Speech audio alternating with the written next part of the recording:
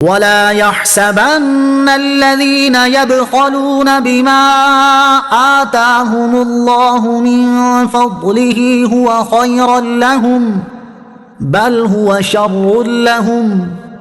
سيطوقون ما بخلوا به يوم القيامة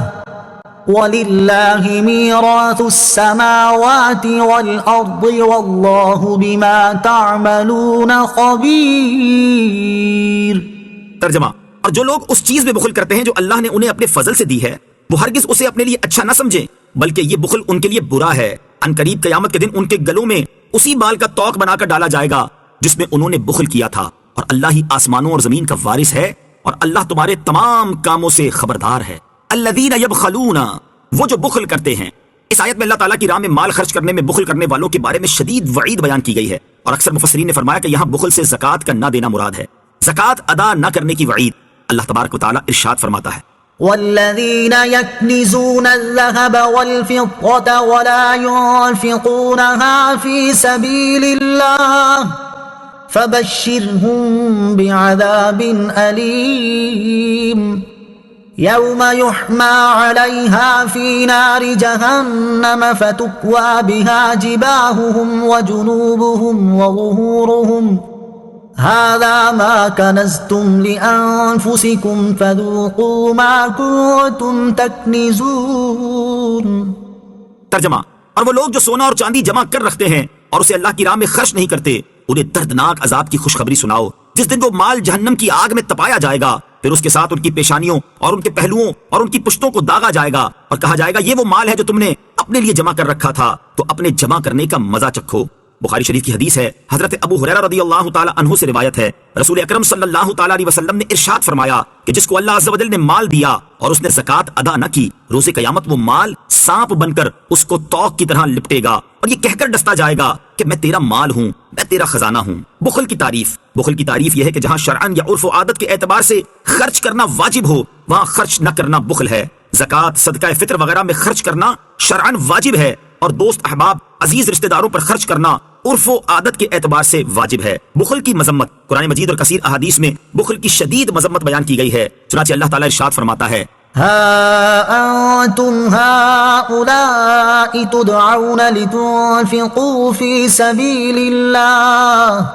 فمنكم من يبخل ومن يبخل فإنما يبخل عن نفسه والله الغني وأنتم الفقراء وإن تتولوا يستبدل قوما غيركم ثم لا يكونوا أمثالكم۔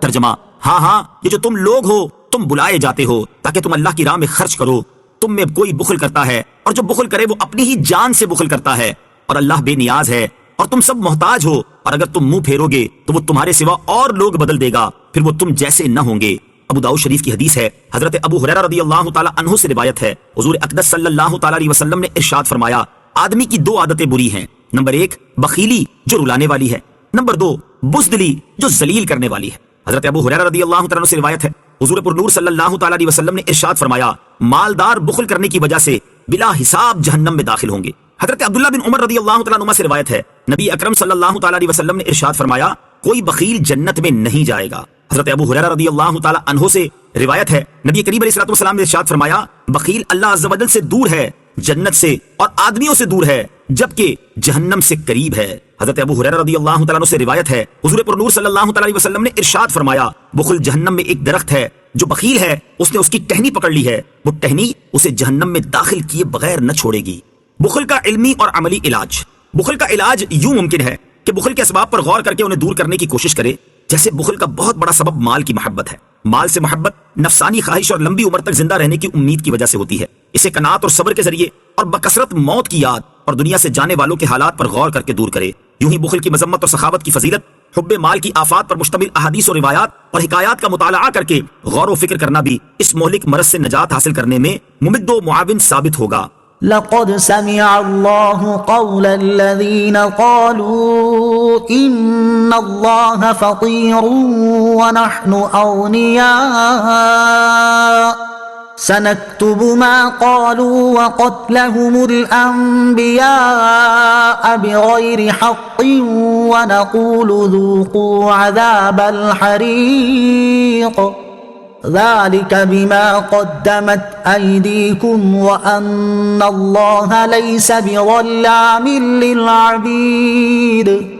ترجمہ: بے شک اللہ نے ان کا کال سن لیا جنہوں نے کہا کہ اللہ محتاج ہے اور ہم مالدار ہیں. اب ہم ان کی کہی ہوئی بات اور ان کا انبیاء کو ناحق شہید کرنا لکھ رکھیں گے اور کہیں گے جلا دینے والے عذاب کا مزہ چکھو، یہ ان اعمال کا بدلہ ہے جو تمہارے ہاتھوں نے آگے بھیجے، اور اللہ بندوں پر ظلم نہیں کرتا. لقد سمع اللہ، بے شک اللہ نے سن لیا. اس آیت کا شان نزول یہ ہے کہ جب یہ آیت نازل ہوئی من ذا الذی یقرض اللہ قرضا حسنا، کہ کون ہے جو رب تعالیٰ کو اچھا قرض دے، تو یہودیوں نے کہا کہ اللہ تعالیٰ ہم سے قرض مانگ رہا ہے.